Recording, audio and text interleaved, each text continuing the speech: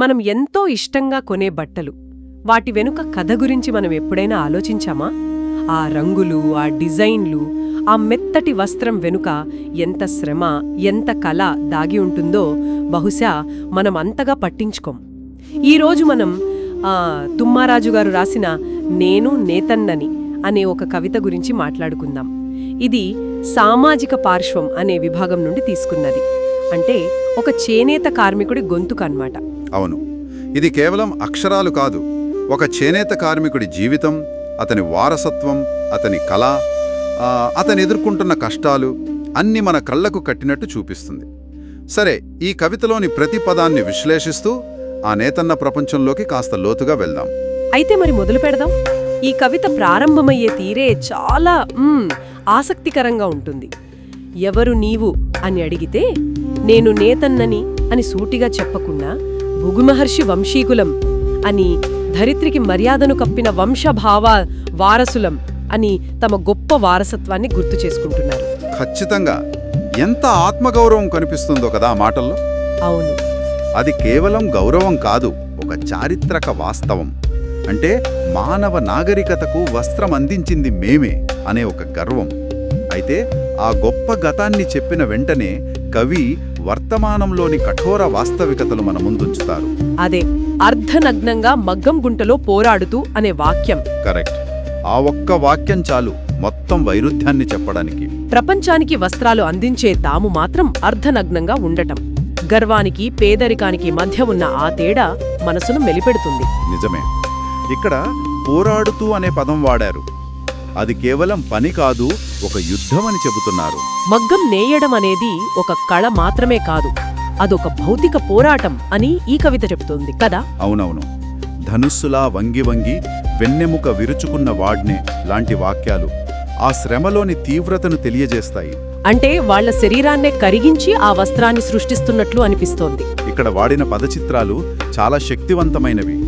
నా రెండు కళ్ళు పీకి తెగిన దారాన్ని అతికిస్తున్న వాడ్నే అనడంలో వారి ఏకాగ్రత, త్యాగం అన్నీ కనిపిస్తాయి. అవును, ఆ పని కోసం వాళ్ళు ఎంతటి త్యాగానికైనా సిద్ధపడతారని తెలుస్తోంది. దాని వెనుక వాస్తవికత కూడా ఉంది. సూక్ష్మమైన ధారాలతో పనిచేయడం వల్ల వాళ్ల కంటి చూపు త్వరగా పోతుంది. అంటే తమ కళ కోసం తమ దృష్టిని అక్షరాల త్యాగం చేస్తున్నారన్నమాట. కానీ ఆ తర్వాత వచ్చే వాక్యం, అది వాళ్ల నిస్సహాయతను ఇంకా స్పష్టంగా చూపిస్తుంది. తెగిన దారాన్ని అతికించుదామన్న నాలుకపై తడి లేని వాడ్ని. అవును, ఇది కేవలం శారీరక అలసట గురించి చెప్పడం లేదు. వాళ్ల జీవశక్తి మొత్తం ఇంకిపోయిన స్థితిని సూచిస్తోంది కదా. అంతే. ఆ శ్రమ వల్ల శరీరం ఎంతగా శుష్కించిపోయిందంటే ఆ దారాన్ని అతికించడానికి అవసరమైన కనీస లాలాజలం కూడా నోట్లో లేదు. పాపం, వాళ్ల శారీరక క్షీణతను, నిస్సహాయతను కళ్లకు కట్టినట్టు చూపిస్తోందిది. ఇక కండలతో నేసి నేసి తన పుర్రెలా మిగిలిన వాడిని, అంటే తన శరీరంలోని శక్తి అంతా ఆ వస్త్రంలోకి వెళ్ళిపోతే చివరికి మిగిలింది ఎముకల గూడు మాత్రమేనా? అదే ఒక కళాకారుడు తన కళలో తనని తాను ఎలా అర్పించుకుంటాడో చెప్పడానికి ఇంతకంటే శక్తివంతమైన వాక్యం బహుశా ఉండదేమో. ఇక్కడే అసలు విషయం మరింత ఆసక్తికరంగా మారుతుంది. తను సృష్టించిన దానికి, తను అనుభవిస్తున్న దానికి మధ్య ఉన్న అగాధం. అవును, ఆ వైరుధ్యం. కులమత భేదాలు లేకుండా వస్త్రమందించేవాడ్ని అని గర్వంగా చెప్పుకుంటారు. కానీ తన స్వంత జీవితంలో మాత్రం వరుణ్ణి కొనలేక పిల్లను కండెంకు తగిలించిన వాడ్ని అని బాధపడతాడు. ఎంతటి విషాదమది.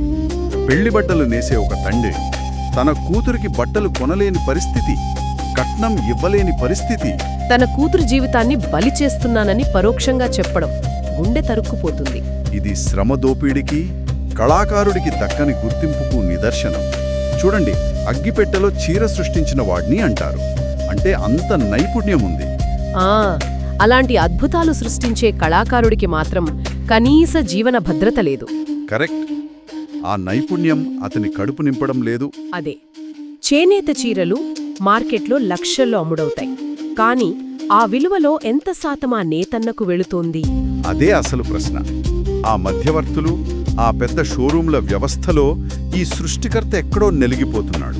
తెల్లటి దారానికి తన స్వేద బిందువులతో రంగులద్దే కళాకారుడి జీవితంలో మాత్రం రంగులు లేకపోవడం నిజంగా అతిపెద్ద విషాదం. ఇక ఈ ఆర్థిక కోణం కవితలో తర్వాత ఇంకా సూటిగా వస్తుంది.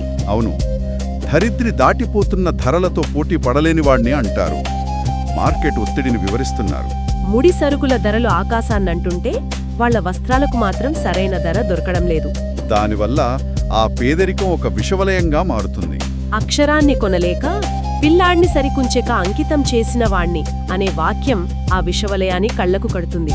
చదువును కొనలేని పరిస్థితి. దాంతో తనలాగే తన కొడుకును కూడా మళ్లీ అదే మగ్గం గుంటలోకి నెట్టాల్సొస్తోంది. ఏ తండ్రి అలా కోరుకోరు కదా. కోరుకోరు, కాని వేరు వழிలేని నిస్సహాయత అది. ఆ ఊబి చివరికి అప్పుల ఊబిలోకి, పూర్తి నిరాశలోకి నెడుతుంది. అప్పుల అంచుపై నిలువులేక కలిసిపోతున్నటువంటి వాక్యాలు వాళ్ల ఆర్థిక పరిస్థితి ఎంత దారుణంగా ఉందో చెబుతాయి. అప్పుల కోసం రక్తాన్ని ధారపోసినా అవి తీరడం లేదు. ఆ నిరాశ, ఆ కుంగుబాటు చివరికి నా కష్టాల కదలికతో ఉచ్చుకుపోతున్నాను అనే స్థాయికి వెళుతుంది. అయినా చివరికి నన్ను రక్షించమని అడగలేని వెర్రి భాగులవాణ్ణి అనడంలో వాళ్ల నిస్సహాయత. అవును, గొంతు వినిపించలేని దుస్థితి, సహాయం అడగడానికి కూడా శక్తి లేని స్థితి అది. ఇన్ని కష్టాలు, ఇంత వేదన తర్వాత కవిత చివరి వాక్యం చాలా గంభీరంగా ముగుస్తుంది. నేను నేతన్నను. అవును, కవిత మొదట్లో నేను అని మొదలుపెట్టి తన కష్టాలన్నీ చెప్పాడు. కాని చివరికొచ్చేసరికి ఆ కష్టాలన్నీ తనను నిర్వచించమని చెబుతున్నాడు. తింపు నేతన్న అని గర్వంగా ప్రకటిస్తున్నాడు.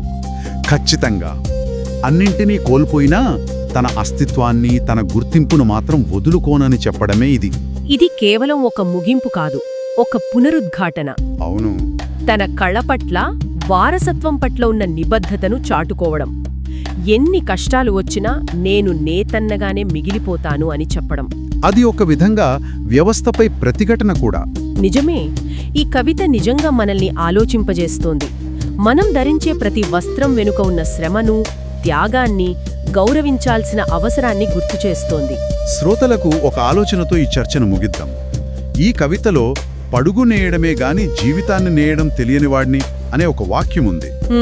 ఒక కళలో అంత నైపుణ్యముండి ఆ కళను అమ్ముకునే ఈ ప్రపంచంలో తమ జీవితాన్ని గెలవలేకపోవడం అంటే ఏమిటి?